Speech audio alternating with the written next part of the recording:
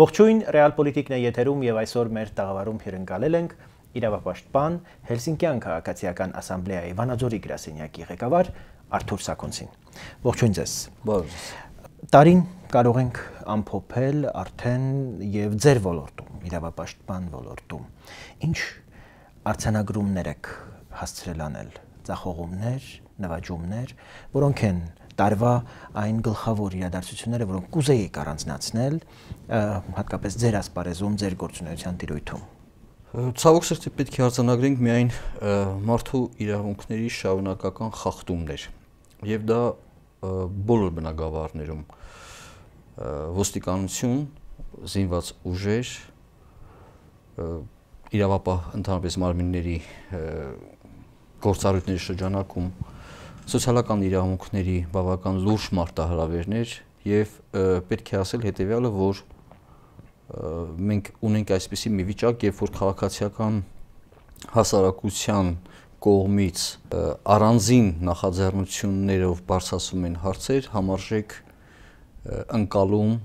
գիտակցում չկա որոշում ընդունող մարմինների կողմից։ Գուցե որոշակի բացառություն անենք բնապահպանական շարժման հետ կապված, թռչկանի ջրվեժում հիդրոէլեկտրականի կառուցման վերաբերյալ որոշման կասեցման մասով, բայց այնուամենայնիվ վերջնական էլի մեր մոտ չկա այն տպավորությունը, որ հասարակական պահանջարկի վերաբերյալ բոլոր այդ առաջարկությունները, ակցիաները, փորձերը, ահազանգերը հասկացվում են իշխանությունների կողմից, այսինքն մենք ունենք մարդու իրավունքների պարբերաբար համակարգված խախտումներ, որը ցավոք սրտի շարունակվում է եւ ցավոք սրտի Իմ դիտարկմամբ սակայն տարին նշանավորվեց եւ առանձնացավ հատկապես քաղաքացիական շարժումների ակտիվ այսպես ինքնադրսևորմամբ, ինչը թերևս տարվա գլխավորագույն նվաճումն է եւ այն հույսը, որ Հայաստանում գալիս է մի սերունդ, որը պատրաստ չէ հաշտվել այս խեղված իրականության հետ եւ այն պայքարի մակարդակը կամ աստիճանը, որը այսպես լուրջ ճնշման տակ է դնում կոնկրետ հարցով իշխանության կոնկրետ ստորաբաժանմանը, կոնկրետ գերատեսչությանը, կարծես հաջողությունն էլ իրեն սպասեցնել չի տալիս եւ թռչկանը այդ իմաստով պետք է դիտարկել այդ կոնտեքստում։ Երիտասարդները համառ գտնվեցին, տեղում որոշեցին պայքարել, անզիջում պայքարել իդեպ եւ ստացան այն արդյունքը, որը իսկապես ուրախալի էր բոլորիս համար։ Իրապես որ քաղաքացիական նախաձեռնությունները վերստին ասեմ, իրապես քաղաքացիական նախաձեռնությունների աշուժացում կա եւ ընդ որում ամենից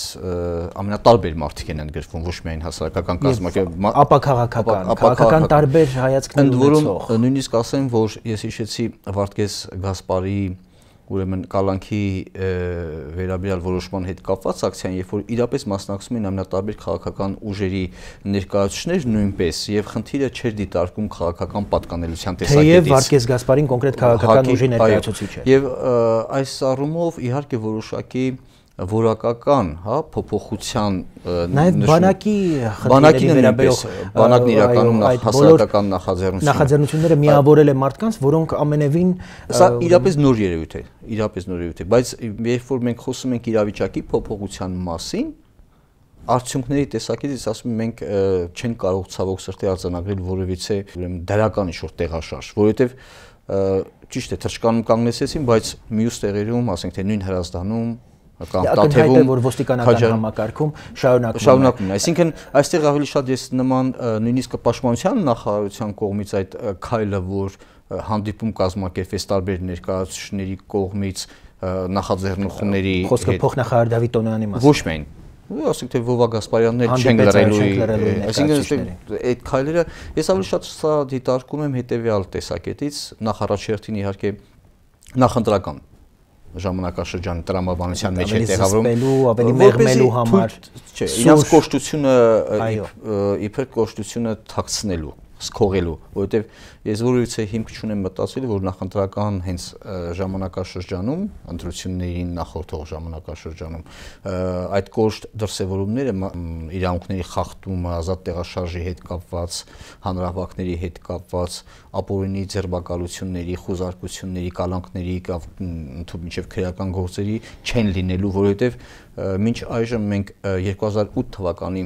մարտի 1-ի հետ կապված հարցերին պատասխաններ չունենք։ Չունենք ոստիկանության կողմից ուժի անհավաչափ կիրառման վերաբերյալ գնահատական քննություն, պատասխանատվության չեն ենթարկվել։ Չունենք 10 հոգու սպանության, ըստ որի իշխանությունները դաս են քաղել առնվազն։ Ոչ միայն դաս են քաղել, ընդհանրապես արյան եւ ոչ միայն դասի առումով, այլ ընդհանրապես կոնկրետ քայլեր չեն արվել, որ մեր մոտ հույսն էր շնչել, որ իշխանությունը իր վարքագիծը փոխել է ընդհանրապես իրավունքների պաշտպանության ուղղությամբ։ Այդ տեսակետից իհարկե, քանի որ մինչ նախընտրական տարի է, ասենք նախընտրական տարուն նախորդող տարի է, սա որոշակի հանդարտ, հանդարտություն, խաղաղություն փոթորկից առաջ։ Պաշտոնանկություններ եղան, պաշտոնյաներ փոխվեցին, Ալիք Սարգսյանի դեպ։ Գիտեք, փոխվեց եւ այսօր նրան պաշտոնանկ արվեց եւ նրան այսօր Ալիք Սարգսյանը պետք է փոխել այն ժամանակ, երբ որ Վահան Խալափյանին սպանեցին Չարենցավանի բաժնում։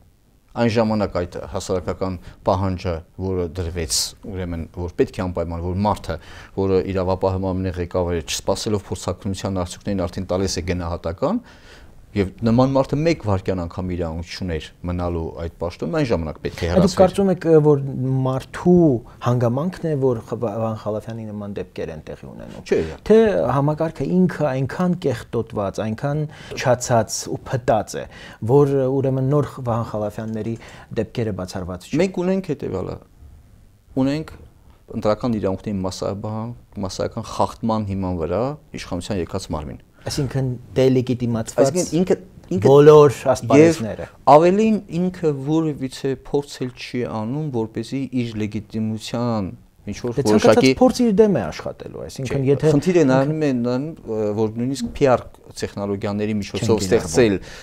այնպիսի տպավորություն, որ ճիշտ է մենք այս ճանապարհով ենք եկել, բայց փորձում ենք որպեսզի լավը լինենք, փորձում ենք որ փոփոխություններ, նույնիսկ դա չի արվում։ Այսինքն հասարակական կարծիքի եւ ընդհանրապես իրավունքների խախտման հետ կապված արհամարական վերաբերմունք են ցուցաբերում։ Ճիշտ է, որ եթե իրանք փորձեն իրապես զբաղվել, այդ հարցերով իրենք իր այն ճյուղն է կտրելու, որ իրանք ստացեն։ Մեծ հաշվով հասարակությունը ակնդետ հետևում է բանակում, ոստիկանությունում տիրող իրավիճակին եւ շատ արագ արձագանքում է։ Կար մի ժամանակ, երբ պաշտպանության նախարարությունը, ոստիկանությունը ընդհանրապես չէր արձագանքում այդ տեսակ հրապարակումներին եւ հասարակական այսպես ճնշումներին։ Այսօր բոլորովին այլ իրավիճակ է, ամեն 5 շաբթի ունենք բողոքող մայրեր, խաղաղ պայմաններում զոհված զինվորների, սպանված զինվորների մայրեր, որոնց մոտենում է պաշտպանության նախարարը, ինչ-որ քննարկումներ են անում հաջորդ շաբաթվա համար։ Ունենք ոստիկանապետ, որը այսպես ընդառաջ է գնում կարծես լրագրողների, իրավապաշտպանների այսպես պահանջներին, որակական այս արտաքին ուրեմն երևույթների դրսևորումների յետևում, որակական փոփոխությունների հույսի նշույլ տեսնում եք։ Բացարձակապես չկա որևիցե ցանկություն։ Սա նույնիսկ եմ կրկնում այդ դուք ասում եք որ հանդիպում են, բայց ես էլ կարող եմ բազմաթիվ դեպքեր բերեմ, երբ որ ընդհանրապես չեն հանդիպում։ Այսինքն հանդիպում են այն ժամանակ, երբ որ որոշում են հանդիպել, ելնելով ինչ հանգամանքներից նույնիսկ հնարավոր չէ պատկերացնել։ Բայց ես չեմ բացառում արաբական գառնան, որոշակի ազդեցությունը եւ որոշակի զգուշավորությունը, որ այնուամենայնիվ կոշտ այն մոտեցումները, որը դրսևորվեցին մարտի 1-ին եւ նաեւ մարտի 1-ից հետո քաղաքացիական նախաձեռնությունները չդադարեցին, նույնը ես կարող եմ վկայել այս տարվա սկզբին վրացական պետհամարություններով ավտոմեքենաների վարորդների հրապարակային ակցիաները, բայց ցավոք սրտի այդ ճնշման ապարատը հոգեբանական, ֆիզիկական ճնշումը հասարակական ուրեմն տարբեր ուրեմն նախաձեռնությունների նկատմամբ, երբ որ խոսքը գալիս է օրգանական շահերին, իշխանության օրգանական շահերին, իսկ իշխանության օրգանական կենսական, շահերին, ապա այդ դեպքում ես ձեզ վստահեցնում եմ բացարձակապես ուրեմն որևիցե զիջում, փոքրին զիջում չկա։ Այսինքն այստեղ օրինակ նույն թշկանի դեպքում դուք գիտեք թույլատությունը դեռևս 2004 թվականին էր տրված։ Այսինքն ես կարող եմ ենթադրել, որ այդ իրական պատվիրատուն, ինքը երևի իշխանության կողմից չուներ այդ միանշանակ աջակցությունը, որտեղ նույն ձևի դուք որևէ փաստ չեք բերի, որ անտառահատման բնակավարում, որը խայտարակ վիճակ է, եւ կոռուպցիոն մեծ ռիսկեր, եւ ստվերային մեծ հատումներ, եւ մեծ շահեր, որևէ փոփոխություն կա կամ որևէ ակնկալիք կա, որ այդ ուղղությամբ բազմաթիվ ուրեմն ահազանգերին կարող է իշխանությունը ուրեմն որևէ քայլ կատարել։ Դե իշխանության կենսական շահերից նաև չի բխում, որ այս իշխանությունն ընդունակ է ընդհանրապես լեգիտիմացվելու, ընդհանրապես օրինական դաշտ տեղափոխվելու, ընտրական բոլորովին նոր մշակույթ հաստատելու, որովհետև ցանկացած այդպիսի քայլ ուղղակի աշխատելու է հենց իշխանության։ Նույնիսկ հիմա այս տարեվերջին համապատրաստից մեզ բոլորիս մատուցեցին մարդու իրավունքների ռազմավարություն փաստաթուղթը, որը ազգային ուրեմն ժողովում կազմակերպվեց ինչ-որ քննարկում։ Եթե դիտարկում եք այդ փաստաթուղթը,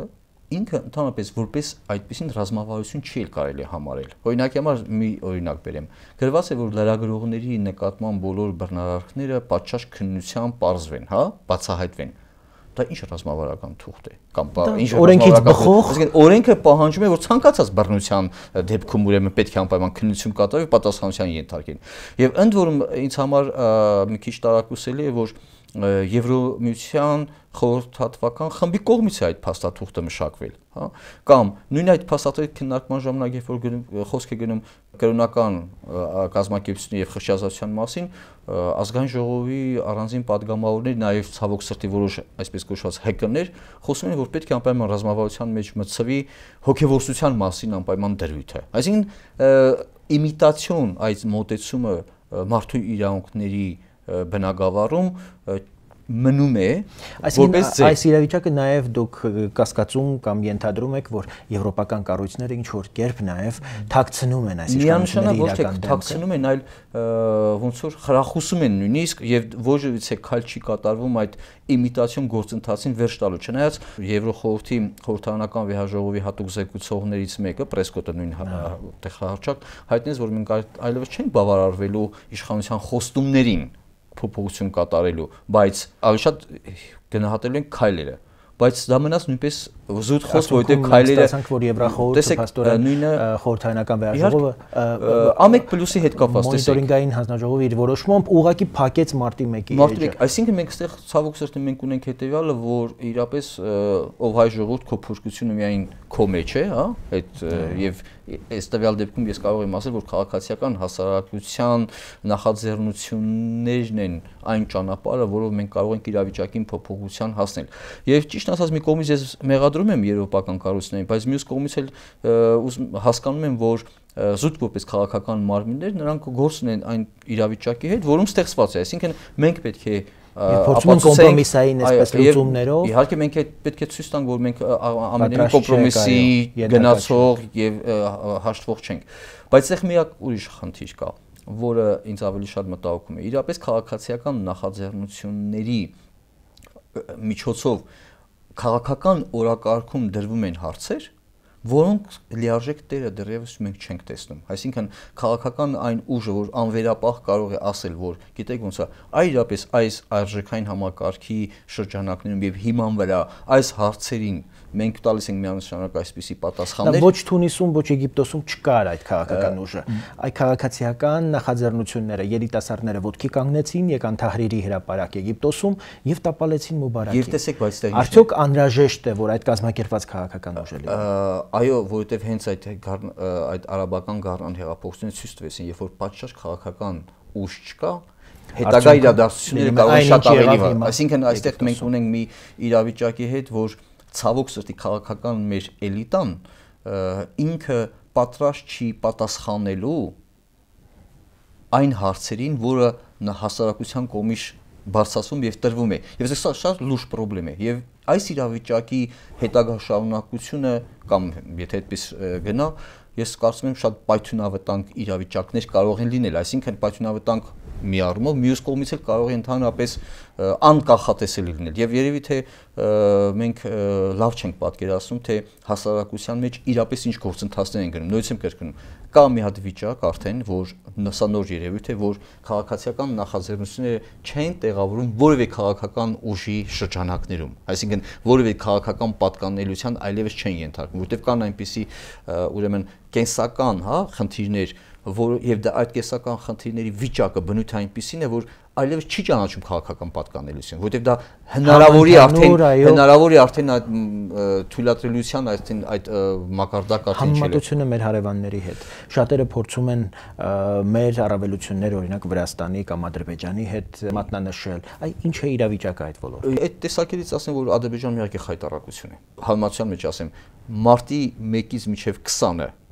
եւ առանձին հրապարակային ակցիաների նկատմամբ այն ամբողջ արսենալը, որ իշխանությունը կիրառում է, դա Ադրբեջանում անընդհատ գոյություն ունի։ Եթե մեր մոտ դա պերմանենտ բնույթ ունի, Ադրբեջանում մշտապես իշխանությունը Դե ամեն օր բանտում մահացող մի լրագրող, մի քաղաքական գործիչ եւ ոչ միայն բանտում լրացում, այդ մինչեւ նույնիսկ մենք հիմա Facebook-ով կարող են ասենք թե հավաքվել ինչ որ նախաձեռնություն եւ իրականացնել այդ նախաձեռնությունը։ Նրանց մոտ նույնիսկ նախաձեռնությունը մինչեւ իրականացնել արդեն ովքեր որ արդեն ի սկզբանե կանխվում է։ Վրաստանում մի քիչ վիճակը փոքր-ինչ այլ է, իհարկե էլի նույնպես մտահոգիչ խնդիրներ կան ոստիկանության կառույցների հետ կապված, կոռուպցիան ավելաբարձր մակարդակներում գոյություն ունի, ասենք թե կենսական հարաբերությունները, հասարակական հարաբերությունները որոշակի իհարկե կանխարգելվել են եւ մենք չենք կարող դրա մասին խոսել, բայց խոսքի ազատության բնագավառում, քաղաքական ազատությունների բնագավառում, զանգվածային լրատվամիջոցների հետ կապված բավական լուրջ մտահոգություններ կան եւ ցավոք սրտի այդ մտահոգությունները կարող են հիմք հանդիսանալ հետագա ավելի լուրջ խնդիրների եւ դրա հետ կապված ասեմ, որ Վրաստանի իշխանություններին բավական լուրջ ուրեմն զգուշացումներ պարբերական ուրեմն ուղարկվում են, բայց կամ մի այսպիսի տենդենս, որը Վրաստանում կա, որը չկա ոչ Ադրբեջանում, ոչ Հայաստանում, դա որ ակնհայտ է, որ Վրաստանը միանշանակորեն կողմնորոշված է դեպի արևմտյան ուրեմն ժողովրդավարությունը։ Դա պաշտոնական իրենց ուրեմն մոտեցումն է։ Նորից եմ կրկնում, ունենալով այդ խնդիրները հանդիպում։ Մեր մոտ մենք չգիտենք, մեր մոտ հստակ չէ այդ արժեքային համակարգի վերաբերյալ ուրեմն կողմնորոշումները, հա, եւ այս տեսակից այս երկատվածությունը հենց հասարակության մեջ մեր երկրում դրսևորում է նրանում, որ քաղաքական էլիտան ինքը այդ անորոշությունը ունի, բայց հասարակությունը շատ ավելի որոշակիության դրսևորումներ է ցույց տալիս եւ քայլեր է կատարում։ Եվ այս տարանջատվածությունը քաղաքականություն եւ քաղաքացիական հասարակության վերջնաշով սա պետք է լուծվի, որովհետեւ մենք չենք կարող միաժամանակ երկու ուրեմն աթոռի վրա նստելու այս տեսակ շարունակել, հա, սա մի անգամ կարող է անպայման շատ տխուր հետևանքների Այ իրավունքների պաշտպանության խնդրով բազմաթիվ այսպես դրսևորումներ, ակցիաներ տեղի ունեցան նաեւ Ռուսաստանում եւ վերջին զարգացումներին այսպես կտրուկ արձագանքեց հավանական նախագահի պաշտոնը ստանձնելու ենթական Պուտինը արևմտյան ուժերին մեղադրելով ընդհուպ միջև այդ հանրահավաքի ուղղակի կազմակերպման մեջ մեղադրելով Միացյալ Նահանգների պետքարտուղար Հիլարի Քլինթոնին եւ այս տենդենսը, այս մոտեցումը կարծես վարակվում է նաեւ սատելիտների վրա, օրինակ Հայաստանում եւս սկսեցին վարկաբեկել այն քաղաքացիական նախաձեռնություններին, հասարակական շարժումներին, որոնք դրամական այսպես հատկացումներ են ստանում արևմտյան ֆինանսական կազմակերպություններից։ Այ ուր կարող է հասցնել այս միտումը։ Նախ ես ասեմ, որ այն ինչ որ Ռուսաստանում կատարվեց, դրա փոքր մոդել արդեն Հայաստանում եղել էր։ Եվ ուշադրություն դարձրեք, մասսայական ընտրական խախտումներից հետո թույլատրում են ընդդիմադիրներին եւ քաղաքացիներին ինչ որ արտահայտեն իրենց բողոքները, հա, այսինքն տեղափոխում են դեպի կարգավորման դաշտ, այսպես ասած գոլոշին, որպեսզի դուրս հորդի եւ այլն։ Ինձ ավելի շատ ոչ թե դա է մտահոգում, ինձ ավելի շատ մտահոգում է, որ այդ նույն եվրոպական կառույցների մեջ են ընդգրկված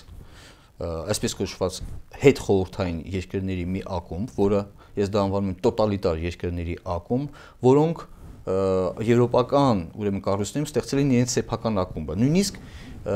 ԵԱՀԿ-ի ուրեմն գագաթաժողովին կամ նախարարների կոմիտեի ուրեմն հանդիպումներից առաջ այս տոտալիտար ակումբի երկրները առանձին հավաքվում են, որոշում խորհրդակցում եւ ձևավորում միասնական վարքագիծ, հա, այնտեղ ներկայացնելու համար։ Այսինքն սա շատ լուրջ մարտահրավեր է հենց եվրոպական կառույցներին եւ մշտապես ես այդ հարցը տալիս եմ։ Եթե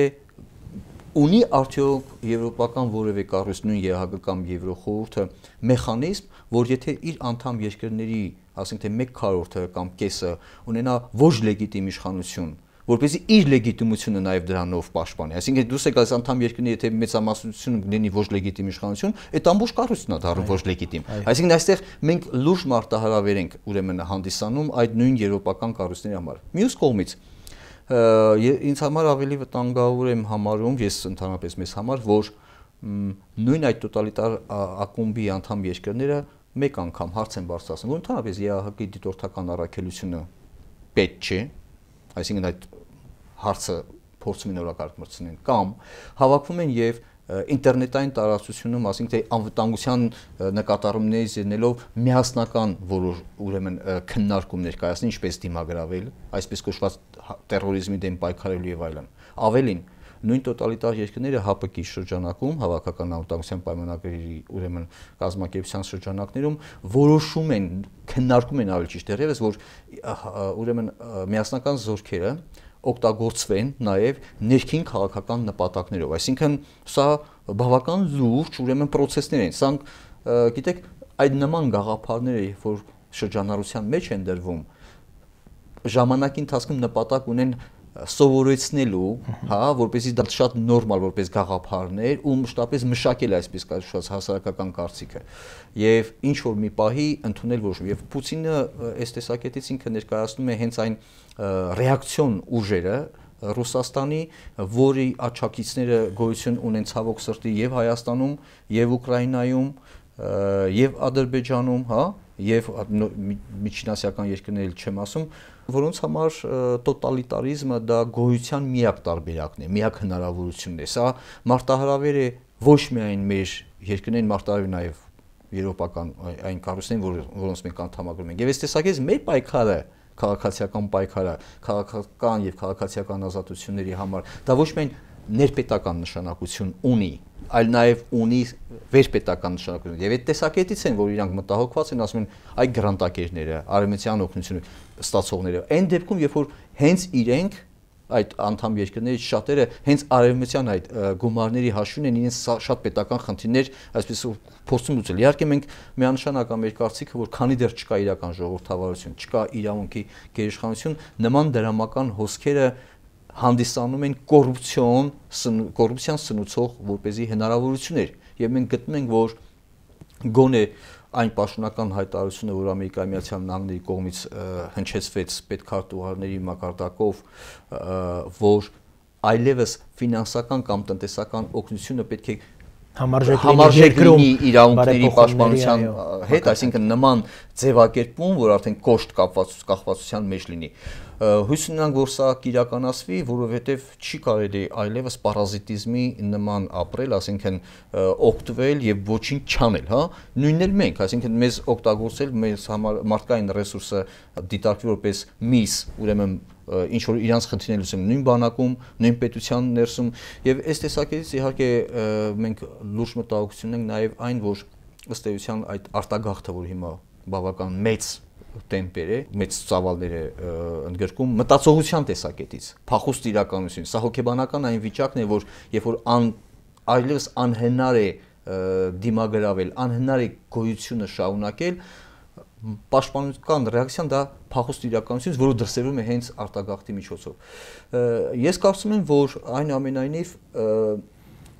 հետաքրքիրն է, որ խնդիրների ծագման հետ միաժամանակ առաջ են գալիս նաև այդ խնդիրների լուծման հնարավորությունները։ Եվ այս մեխանիզմը առավել քան երբևէ Հայաստանում սկսել է ձևավորվել այդ մեր նշած հասարակական նախաձեռնությունների տեսակետից,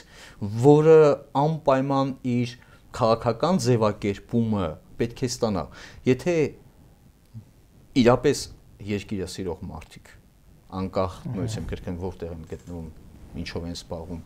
եթե նրանք իրենց վրա պարտավորություն չվերցնեն, չգիտակցեն